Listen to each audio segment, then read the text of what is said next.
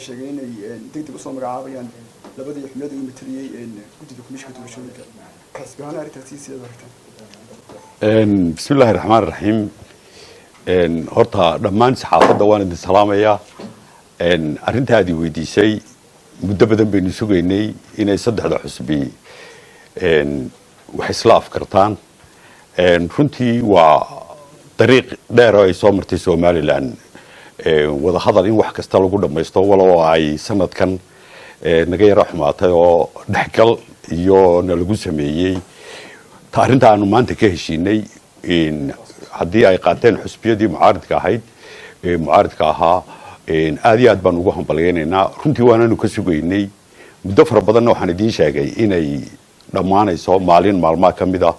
way nagu raagtay laakiin si degdega imaka wixii ka qabyaha intaa doorashada ah inaanu hawlaheedii wada gallo ayuunbaa noo muhiima aadna waanu soo dhaweynaynaa waananu ku hambalyaynaynaa xusbiyadu go-aanka ay qaateen waxay xisbiyadu bayaanka soo saareen ku jirtay in arrinta saama qaybsiga ee madaxweynaha u taalo oo si degdegan xal looga gaaro arrintaas saama qaybsiga xisbi ahaan wuxuu xalkeeda saw aragtay waxaan u aragnaa waa wax u yaala qaranka u yaala saama qaybsigu sidaan horeba idinku sheegay saddexda xusbi qaran iyo xukuumadda dhammaan way ka howlgelayaan wuxuu qaranku kaga tansadaa baanay noqonaysaa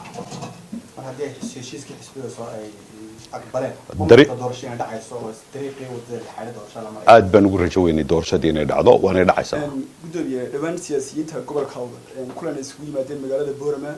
waxay ku sheegeen inaanay gobolka Awdal wax doorasho ka dhici doonin ilaa arrinta saama qaybsiga go'aan laga gaaro ma la oran karaa saama qaybsiga haddii xal laga gaari waayo dib dhacaya doorashada marka la kulmo xal waa laga gaarayaa qaranku wuu ka tashanayaa go-aan baanu ka soo saarayaa go-aanku qaranku ka soo saaraana soconaya si dhaqso ah degdega annagaa ka horeynayno xisbiyada mucaaridka soo xulasho hadda soo ku raacay waxa jirtay in la leeyahay xukuumadii tanaasulkii baa ka dhamaaday inka mucaaridkii oo tanaasulaya arrinta ma misantii mucaarid iyo muxaafid qaran baynu wadanay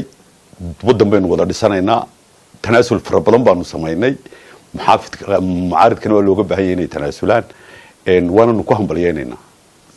mudane gudoomiye siyaasi Saleebaan oo kan agaasimihii hore wasaaradda diinta oo qaaftaa wuxuu sheegay in waqtigan loo baahan yahay in madaxweyne Muuse Biixi uu ku wareejiyo xilka gudoomiyaha xisbiga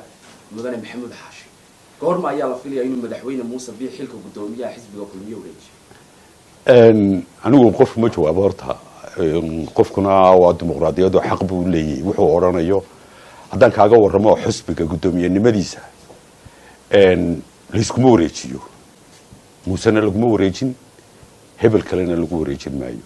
golaha dhexe ee xisbiga kulmiye ayaa cod u qaaday